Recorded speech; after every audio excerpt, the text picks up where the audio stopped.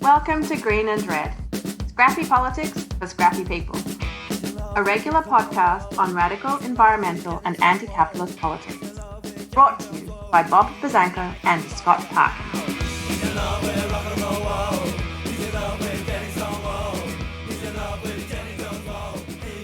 Welcome to the Silky Smooth Sounds of Green and Red podcast. Your co-host Scott Parkin in the Bay Area, California today. And Bob's off on assignment, is unable to join us. So it's just going to be me talking with our guest. And today we're going to be talking about something that's been in the news quite a bit, which is around the draft of a brief overturning Roe v. Wade that was leaked, which has sparked a lot of uproar in many sectors, to say the least. And we're going to be talking with an organizer in Washington, D.C., Hope, who works with Shutdown, D.C. Hi, Hope. Welcome to Green and Red. Hi, thanks so much for having me on. I'm excited to talk about this. Oh, yeah. And just so most folks know this, when the leak came out, or when the story came out in Politico, the establishment focused on catching the leaker. There was a lot of outrage on the internet, and then people on the left have hit the streets. And that's what we're actually going to be talking about today. On Green and Red podcast, we like talking about organizing and direct action and mutual aid. We're actually going to be doing a couple of episodes on this, and this is the first of those. And also just to kind of give a little bit of a background, pre-Roe v. Wade, we saw underground movements which supported women seeking abortions, groups like the Jane Collective, also known as the Abortion Counseling Service of Women's Liberation. And then after the ruling on Roe, we saw grassroots activists actually doing a lot of clinic defense in the face of right-wing protests that included assassination of doctors and clinic bombings. And now, as we're looking at a time where Roe could be overturned, we're going to be talking about over the next couple of episodes about what Roe and direct action and mutual aid is going to look like going forward. And so to do this, we're joined by Hope, who is a public health student in Washington, D.C. Her areas of study include pregnancy, parenting, family planning, as well as understanding and combating health misinformation and disinformation. She is originally from Southern Ohio. We're a big fan of Ohio and Green Red podcast. Hope, our co-host Bob, actually lives in Ohio, and has been involved in defending abortion access since 2015. Maybe just to kind of start off, do you want to tell us a little bit about your background in defending defending abortion access? Yeah, absolutely. So I was very fortunate to grow up in a solidly pro-choice family, despite living in a known for being very Catholic and otherwise very conservative corner of Ohio. My parents were always straight ticket Democrat voters. My mom has been active in she has a background in fundraising and that sort of thing, and has volunteered her time and done some work for groups like Planned Parenthood and the group formerly known as NARAL Southwest Ohio. Throughout high school, I got involved with what's now called Pro-Choice Ohio, but at that point was a NARAL outpost, doing things like showing up outside of crisis pregnancy centers, which we call fake clinics, which are locations that try and convince people not to have abortions, usually by lying to them and other misleading tactics. And so I got pretty involved with that. And then through the years that I was in high school, I actually graduated from a Catholic high school. So there was a little bit of on the ground work there, getting to know, I guess, the other side in this conversation really well, as I took classes with them on everything from anatomy and physiology to ethics. Those were both good times. But I was also really lucky to come to live in Washington, D.C. for college. And upon arriving in D.C., I found an amazing community that's super passionate about things like climate justice, racial justice. I was introduced to a more formal conceptualization of direct action by some people who are veterans of the climate, labor, and racial justice movements. And I've spent a lot of time supporting groups working on those issues. I'm really passionate about skill building, and I've been fortunate to spend time making some art pieces, working on communications teams, and using my EMT certification to get a bridge training and work as a street medic. Nice. And so that community is in many ways, at least Shutdown DC is part of that, correct? Yes, absolutely. Shutdown DC was the first space where I ever met people that kind of had you mostly the same beliefs as me, were interested in doing the same kind of things I was interested in doing, and taught me a ton. So they definitely represented the first and so far the best community that I've found here in DC. I'm really lucky to have them on my side. Yeah, they're great folks, good friends of mine, some of them. And so with Shutdown, they did work around the climate strikes in 2019, I believe. There was a lot of work around the 2020 uprisings, around the sort of like the crisis around the Trump presidency, all that sort of stuff. And then Shutdown has like mobilized on this overturning of Roe v. Wade, according from what I can see from the internet, from what I hear from my friends at Shutdown. And so just kind of starting with like what's going on actually at the Supreme Court building, what has Shutdown been doing? So actually going back to September of 2021, I think even better. I think that's the first time that Shutdown spent a lot of time and energy working on abortion access as a group. That was when we got the information coming out of Texas, and Shutdown DC members organized a rally outside of Brett Kavanaugh's home in Chevy Chase, Maryland. And this was not a new tactic for us. We had worked with and been inspired by the Sunrise Movement and their wide awake tactics. Obviously, we'd seen home visits done during ACT UP and all sorts of other movements, but this was the first time we think that it had been done in the DC area to a Supreme Court justice on abortion. So we showed up outside of his house. We met in a park. We were able to have some really good community building chants, cheers, speakers, and we ran into his neighbors who by and large think he's a really nasty guy and were excited to support us. So that created some community with the people out in Chevy Chase where he lives. And we've been fortunate to continue working with them. But when the ruling came out, we've been having a months-long series of conversations, kind of. We know it's happening.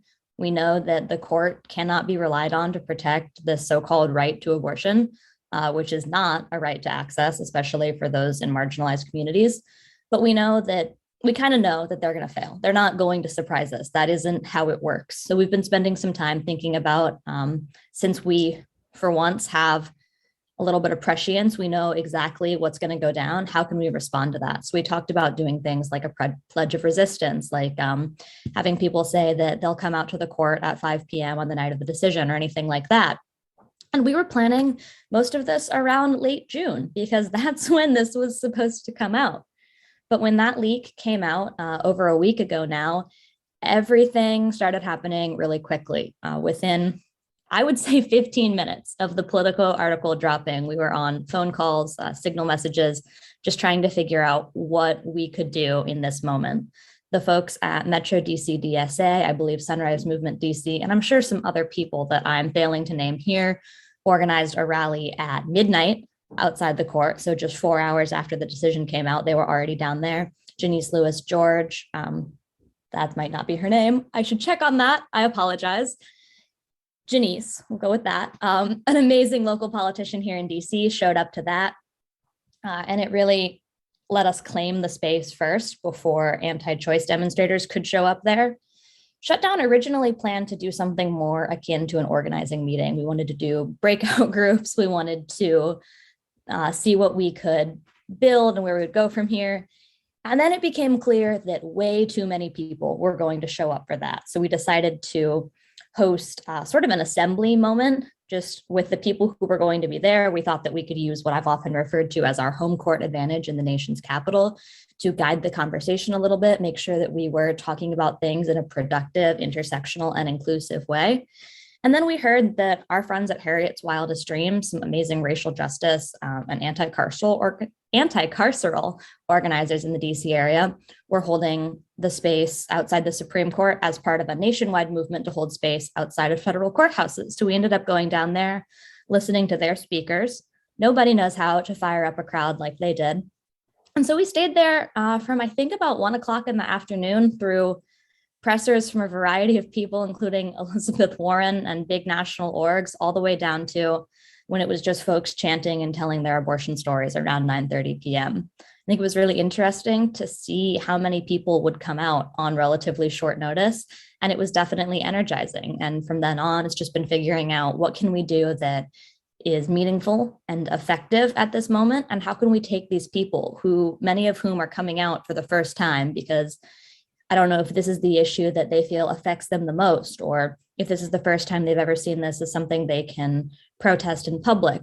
But we have people that we're not usually seeing out in the streets. And so we have to figure out not only how we can loop them in, but how we can accommodate them to the norms of these spaces and make sure that as we bring them into this, it's in a helpful, productive, and not harmful way.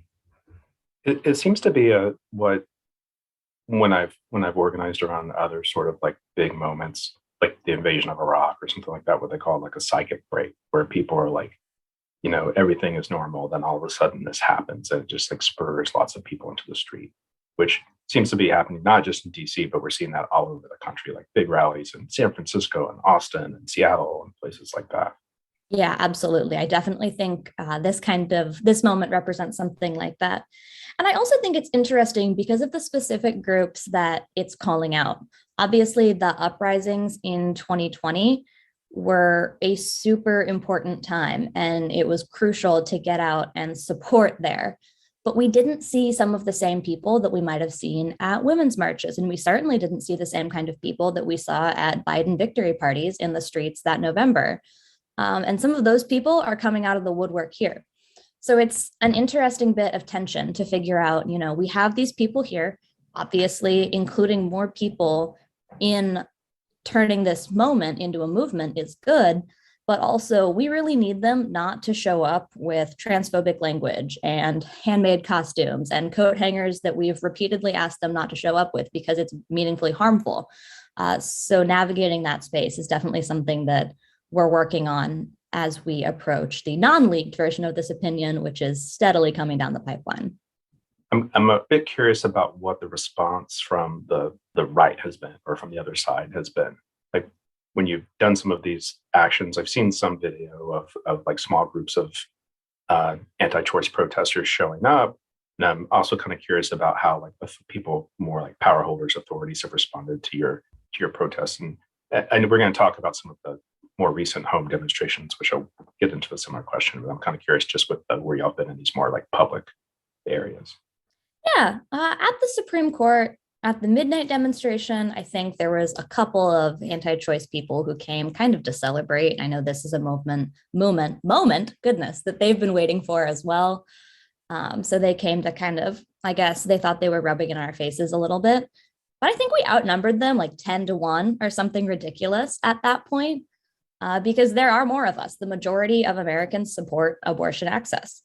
And so that's been what it's looked like every time we've seen them. When we were out on that evening, the very next day after the abortion draft leaked at the Supreme Court, I would say there were between 5 and 25 anti-choice protesters at any given time. Lauren Handy, the person that had been storing stolen medical waste, fetal remains in her basement and had become a little bit of a niche internet moment over that, showed up at one point. Even some people from groups that have done pretty escalated anti-choice actions were around. But again, we really outnumbered them. They've been gloating in their Facebook posts or whatever, but they are not mobilizing at the level that we are. We get emails all the time. Someone just sent me what looks like a Gab post entitled, "This is what Jesus said about abortion." And as a graduate of Catholic high school, I'm going to tell you right now, he said nothing of the sort. They're using the same tired tropes that they bring up every time, and they're using the same weird outfits and anti-feminist rhetoric that they drag out every time they get the chance to. It's like a really sad version of everything we're able to do because it's 1/10 the size and absolutely and completely wrong. So they're not able to turn out nearly as many people. Yeah, it's interesting how they, in some cases, they like really try to mimic us. It's an interesting thing to watch. And maybe that's just the case where they're like small numbers, like in a place where it's like, probably a little bit more of a liberal zip code in DC and like surrounding Northern Virginia and surrounding areas versus like Texas, right, where I'm from, which is like where Operation Rescue started. Yes. Which they also have large numbers of people turn out, or in the past they've had large numbers of people turn out at their protests. part of their situation is that for them to turn out in any large numbers, like they do generally annually for the so-called March for Life, they have to bus in high schoolers that are getting a PE credit from all across the country. They don't have the organic ability to show up in any meaningful way. You would never find them in the numbers that we were able to turn out at midnight, 24 hours later, anything like that. Back to my other kind of second part of my question is what has the authorities' response been to being at the Supreme Court or being at the federal courthouse? Yeah, I don't know if you've been able to see any pictures of what the Supreme Court looks like lately, but it's pretty intense. I've been in DC since 2019, and including after January 6th, I don't think I've seen fencing like that up around the Supreme Court at all. They have totally closed off a lot of the zones that people would traditionally protest in. And I think also importantly, they've made it pretty difficult to get solid photos that aren't of anything other than the court overreacting in an attempt to protect itself. So I've been really surprised by how much the court has insulated like that. Some other things that we've seen from authorities, I know there was a motion around providing additional protections for Supreme Court justices and their families, which I think on the whole is an example of the fact that anytime they can point, they being the federal government or local governments, whatever, can point to left-wing protesters and say, as Ted Cruz did, look at this mob violence. It's another point they can use to justify an overfed police and military budget. And I think that this is convenient for them, but it's also a way to think about the power that we have. If they're scared, we might be doing something right. Yeah, and it seems like the power holders are scared. They know that they knew this was coming. I don't think they were necessarily expecting the leak either, or the draft being kind of put into the public domain. I think they were like, oh, we'll deal with this in June or whenever the decision was going to actually drop. And so they've very much been on this sort of like PR campaign now that they've like kind of grounded themselves a little bit. They're on very much this PR campaign, like, targeting Antifa and whoever else, because I'm sure that's going to be, if it's not already part of the rhetoric, it will become part of the rhetoric. It'll show up. Yep. So my next question is probably one of the catalysts of that, which is that, just over the last couple of days, Shutdown and other groups have been doing home demonstrations at Kavanaugh's house again, Robert's house, and then I think Alito's house on Monday. And I'm just kind of curious about I'm wondering if you can talk about that a little bit. Yeah, the Kavanaugh and Roberts demonstrations are actually part of a months-long series of demonstrations. Someone from that neighborhood, who I know is undergoing a big media moment right now and isn't particularly, she isn't feeling particularly safe right now. So I won't go into too much detail there. Those have been going on for several months now. It is genuinely organized by neighbors in the area with support from groups like Shutdown. And so it's been really cool to see that work recognized. This is something that those people are authentically passionate about. They've done things like consent trainings outside of Kavanaugh's house. And it's really great to see that mobilization rolling over into this. The Alito visit was organized by some folks in Shutdown DC and some partner organizations. And from the time that we said, we're going to do this, this makes sense in our moment, to the time that news started breaking about the escalated attention on the Kavanaugh demonstration, things changed pretty fast. It definitely became more of a piece of the conversation, frankly, than we expected it to. I don't think we actually got a Washington Post opinions piece like we did last time in September, but people on all sides of any kind of political spectrum have been talking about it. I know we've been getting a lot of questions about, what do you say to people labeling you as violent? What do you say, et cetera, et cetera. And it's been interesting to kind of ride that wave to figure out what can we do to transform the conversation from that kind of meta criticism into there is a crisis of abortion access in this country. Dobbs is not the beginning nor the end of it. We need to be talking about that instead. And how has that strategy been working? Like that sort of like, I guess I would call that a pivot maybe, but like how has that been working? At this point, I haven't seen the articles come out yet, so we'll see. I'm hoping that it's working relatively well. I think we're also very much in progress on trying to figure out what this is going to look like. We've had a team stretched pretty thin. And it's been very difficult to take what we thought was going to be something similar to previous Kavanaugh demonstrations with under 100 people, and then have it turn into, over 150 people at Alito's house, which is a decent hike from the DC area where most of us live. And the number is he in Virginia or Maryland? Yes, he's in the Northern Virginia area. So it's been interesting to see that build. I think it's definitely a work in progress. I don't know that I'm exactly ready to say how successful it's been, but I do think the numbers that we've been seeing are really encouraging. And I'm just hopeful that we can keep those people engaged between now and the actual decision coming out. I would really hate to lose the momentum in the news cycle.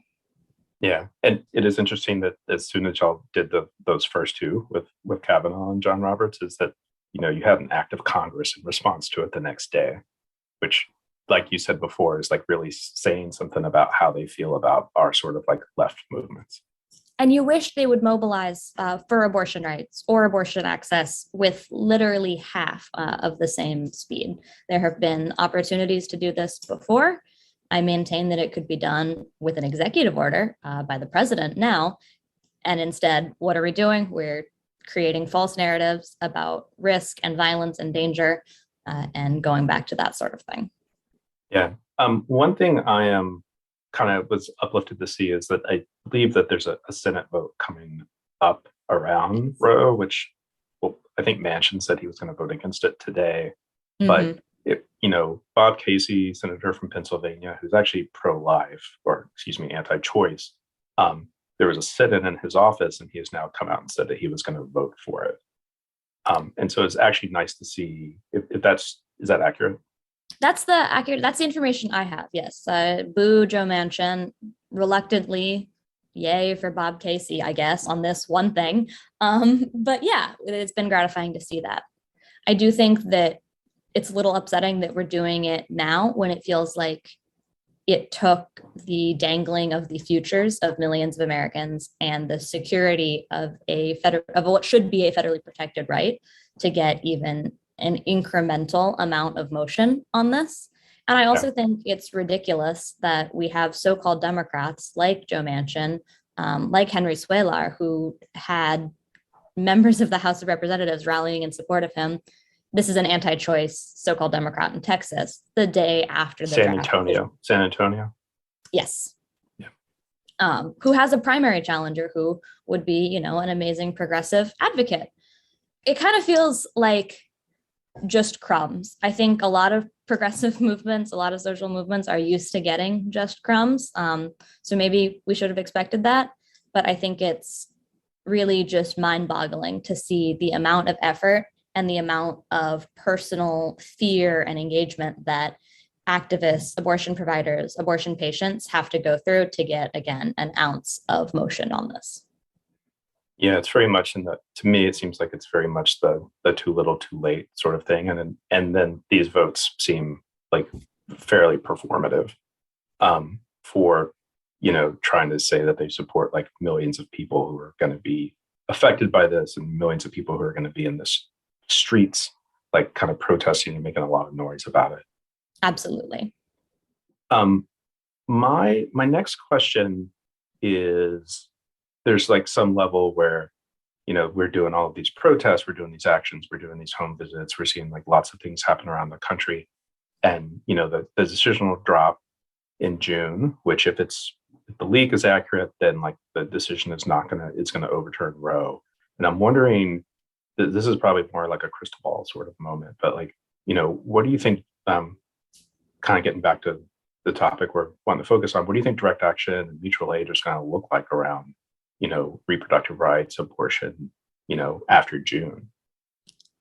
People were having abortions before Roe, and people will continue to have abortions long, long after Roe.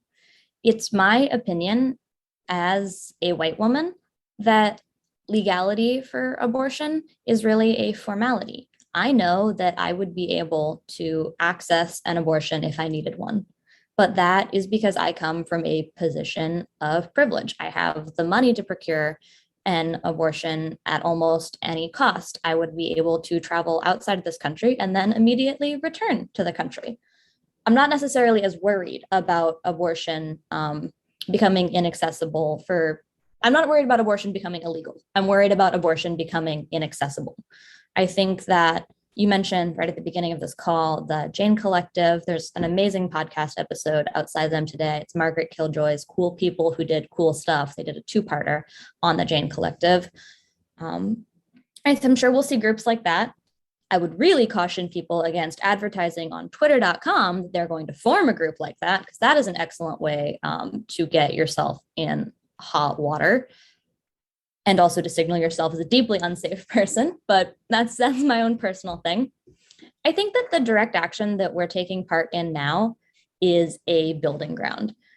Something that's really valuable about getting into the street and showing up outside of a justice's house, or showing up outside of the Supreme Court, or showing up wherever it makes sense to in this moment, is that you start to know people and you start to understand, this person will put their body in front of a car for me. This person will put their safety and security on the line to guarantee that I can continue to access abortion legally. Okay, that might be a person who forms part of a community I can reach out to in what looks like it's going to be a post-Roe world. I think that for direct action to be useful at this time, we're going to need to expand beyond what feels acceptable. I think home visits are a really good start there, and I wouldn't necessarily want to speculate on what could be next.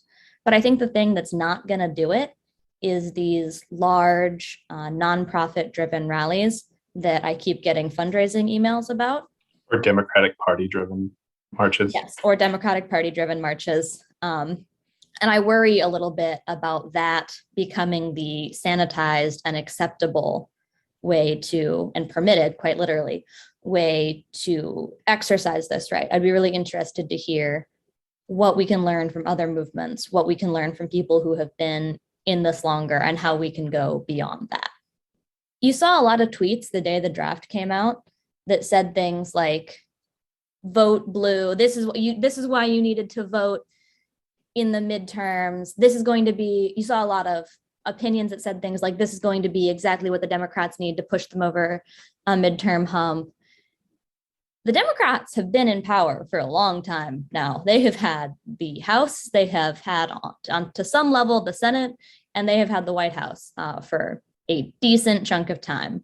And they have not taken action on a significant number of their, honestly, on the majority of their campaign promises. And they have been hemorrhaging the support of young and marginalized voters.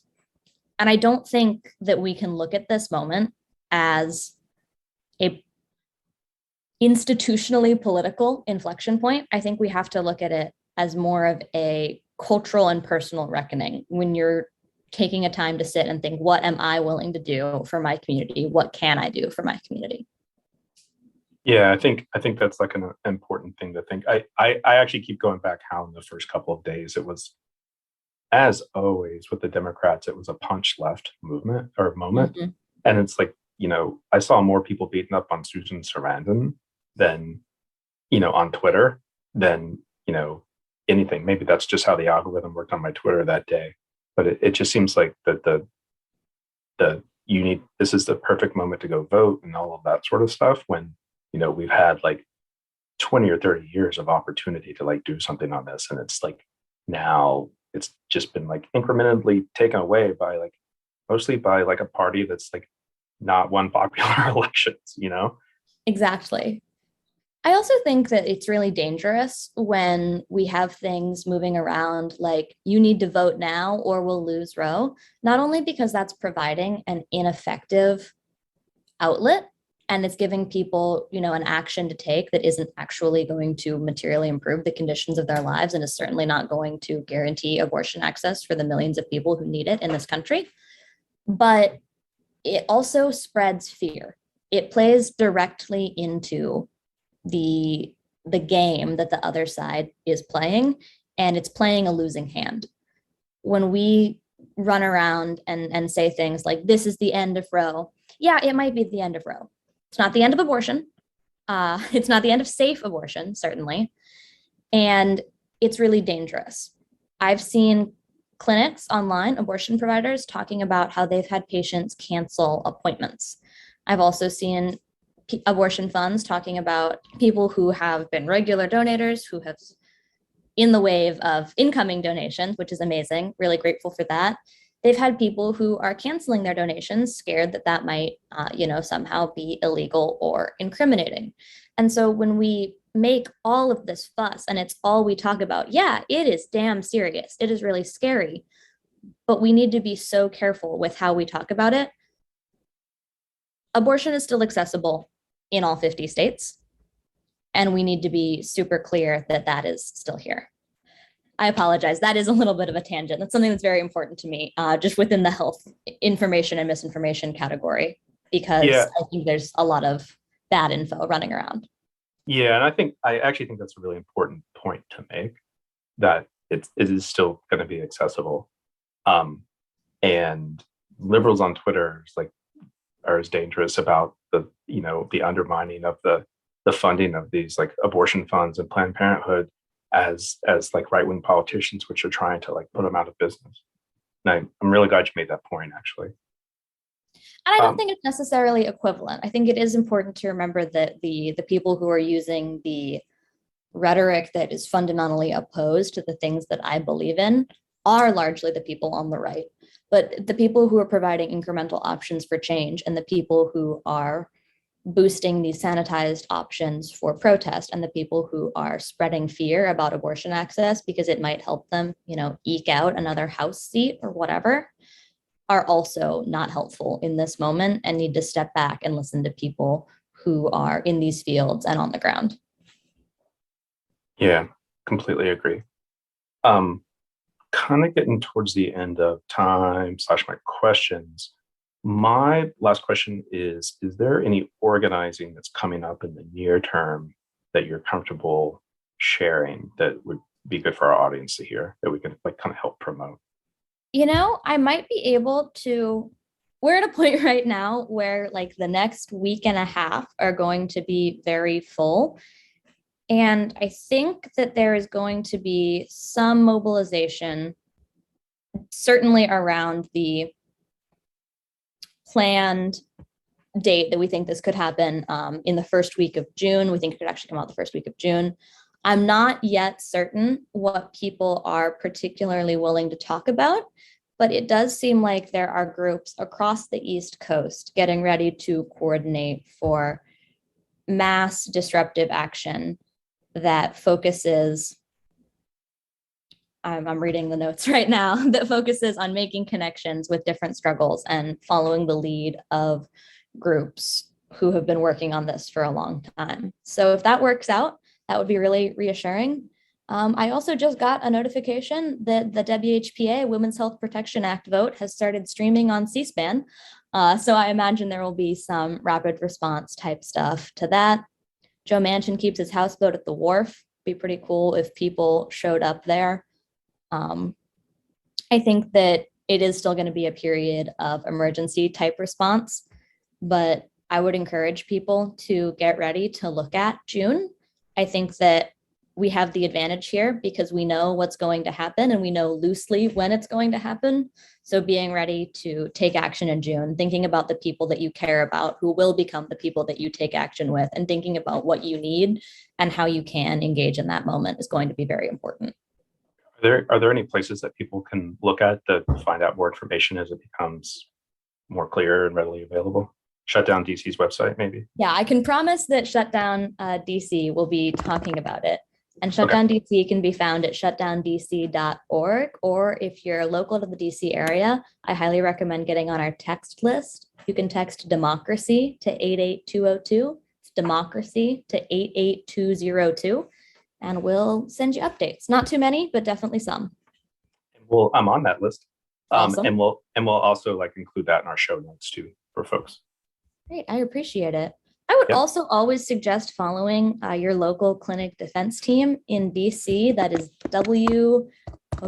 Washington Area Clinic Defense Task Force. In your local area, you might be able to find it by just Googling Clinic Defense Clinic Escort. Do not show up at an abortion clinic without permission because you are not going to help the patients. You are not going to help the providers.